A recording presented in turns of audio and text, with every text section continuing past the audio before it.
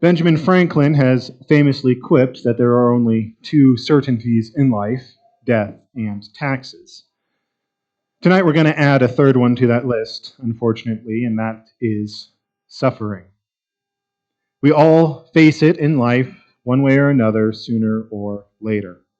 If you don't believe me, just go home and watch the news and you'll see plenty of suffering happening in the world. There's terrorist attacks and the threat of retaliation that comes by, and everyone caught in the crossfire. Innocent people are injured and killed by the artillery of warfare and by the gunfire of gang violence on the streets.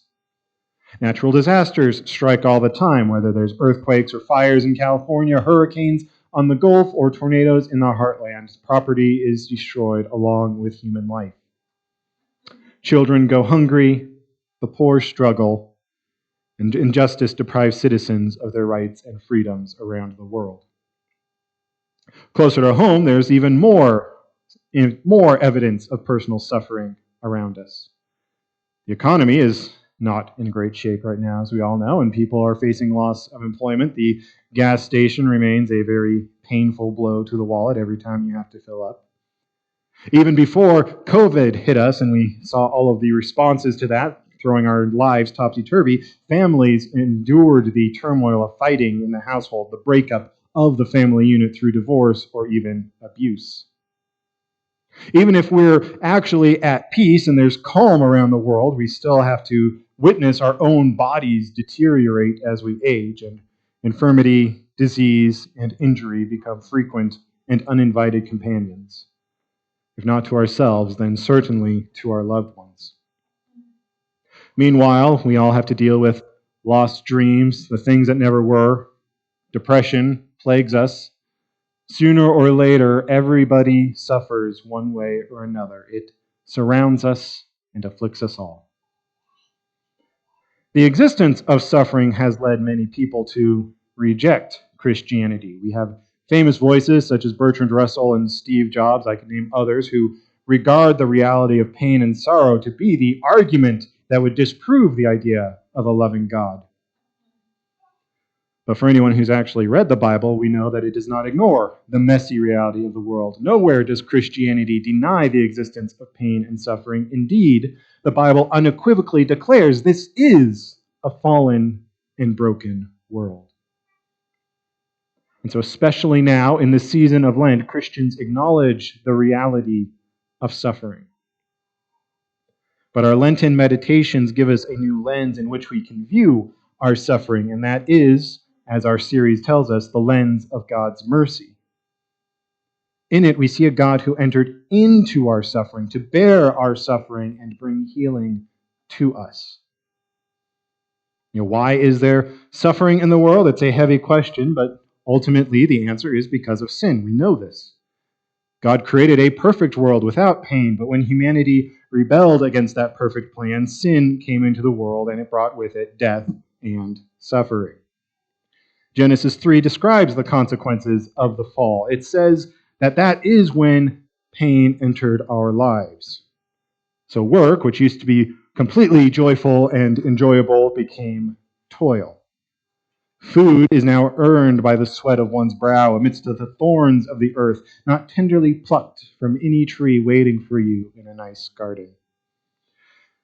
Ladies, you all know childbirth is now a very painful ordeal. And even as one's family grows, we all know the pall of death hangs over everything. With each new generation, the old one passes away. Many children don't know their family members any further back than their grandparents, and there are unfortunate parents who have to bury their own children. Suffering is not a proof against Christianity, though. Christianity actually explains that our inherent aversion to suffering is actually a recognition that creation is not running the way that it was supposed to. So ultimately, the question is really not about pain and suffering. It's not about crime and illnesses and the catastrophes and all of these things we complain about. They are certainly bad, and we mourn them. We recognize that they're not good, but they are only symptoms of the deeper problem that has infected all of humanity, and that problem is sin, which we know has corrupted all of us. Still, these results of the sinful and fallen world are painful. Suffering is real, and it affects all of us. Sometimes it drives us to our breaking point. In the book Migrants, Sharecroppers, and Mountaineers, a poverty-stricken mother describes an incident in which her husband lost his temper at a preacher who was speaking on the topic of suffering in a church service. Then my husband did the worst thing he could do. He took the baby, Annie, and he held her right before his face, the minister's. And he screamed and hollered at him. He told him that here was our little Annie, and she's never been to the doctor, and the child is sick, and we've no money, not for Annie or the other ones or ourselves. And then he told the reverend that he was like all the rest, making money off of us. And he held our Annie as high as he could, right near the cross, and told God he'd better stop having ministers speaking for him, and he should come down here and see us for himself. The migrant father sums up the dilemma of pain and suffering, and when it brings you to the breaking point as well as it can be expressed. Why are there sick children? Why is there no money and so little hope among so many? I'm sure we've all had feelings similar to this at one time or another. But there is one point in the father's tirade where he was mistaken. He demanded that God come down and see for himself the suffering in the world, but that is exactly what God did. Not only did God see what suffering is like, he experienced it to the full. He felt it himself. For above all people in history, Jesus Christ has suffered the most. God's own Son came down into our fallen world. He experienced the imperfection, its ugliness, its cruelty and suffering after knowing the glory of heaven himself.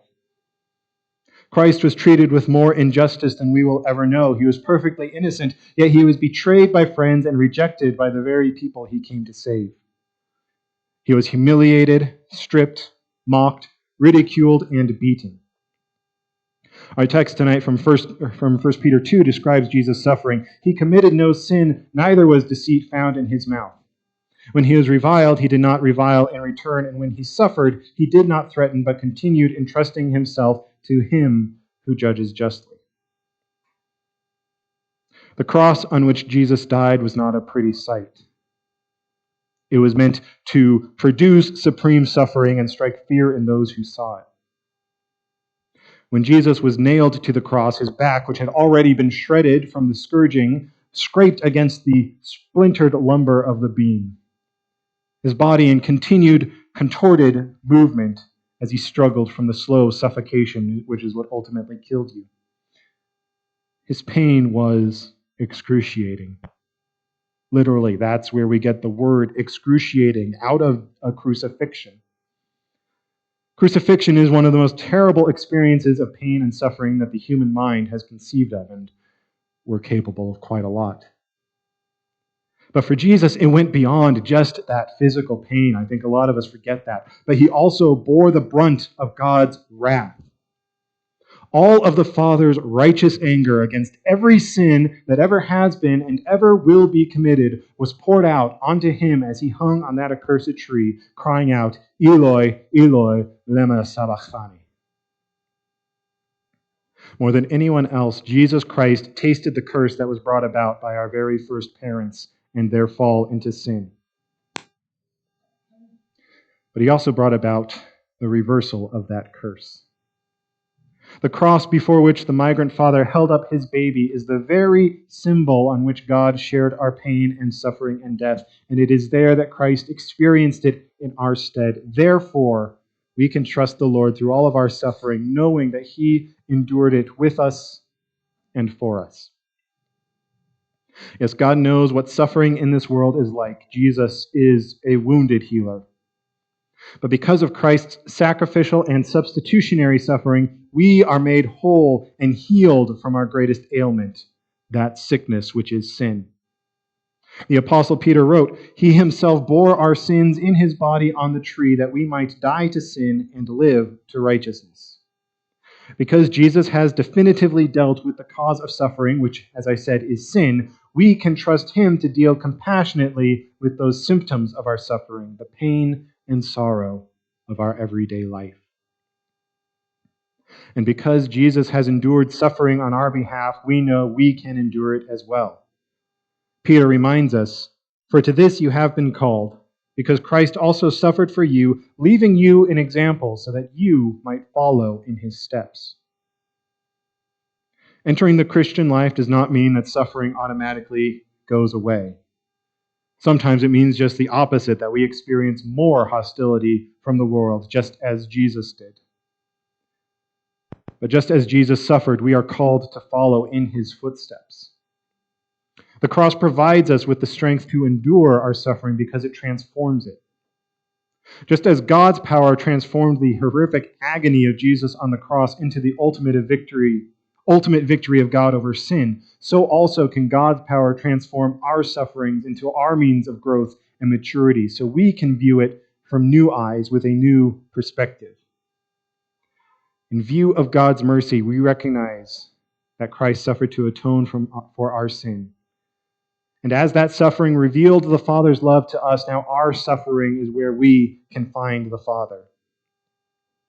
Now, when we suffer, we can focus on the never-failing mercy of God and trust in his plan for us. Because while it's true it is never pleasant, suffering does break down the idols of our lives, and it forces us to focus instead on God as our hope and joy and comfort. As I said, it reminds us that this world is broken, yes, but it also reminds us that there is one who can and will repair it and restore it to perfection. Though suffering tells us the world is not as it should be, that reminds us not to rely on the world, but instead to rely on the one who makes all things new. Corrie ten Boom provides us with a powerful example of the transformative power of suffering in view of God's mercy. As you probably remember from the name, Corrie's family was arrested by the Nazis for protecting and hiding Jews during the Holocaust of World War II. So Corrie and her sister, Betsy, suffered incredible hardships as they were placed in the same concentration camp where they were unjustly incarcerated. In the midst of all of that misery, however, Betsy proclaimed a message of transformative faith. While Corrie lamented about the pit of suffering they were in, Betsy replied, "There is no pit so deep that God's love is not deeper still."